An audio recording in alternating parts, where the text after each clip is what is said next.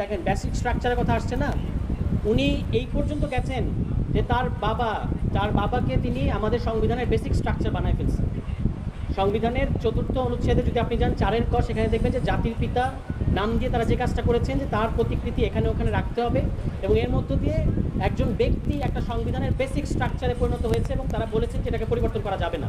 তো পরিবর্তন করা যাবে না আপনারা বলেছেন, এবং এটার কথা তুললে নাকি ওই রাষ্ট্রদ্রোহ মামলা হবে, ফাঁসি দেওয়া হবে। এখন শেখ হাসিনাও নাই, জাতির পিতাও নাই, এবং ওই বেসিক স্ট্রাকচারও নাই। ফলে এটা কিন্তু প্রমাণ করে যে ওই বেসিক স্ট্রাকচার আর নাই। আর আমাদের দেশের বিএনপি সহ এক্সিস্টিং দলগুলো ওই বেসিক স্ট্রাকচারে সংবিধানে আমাদেরকে নিয়ে যেতে চাচ্ছেন। অদ্ভুত ব্যাপার।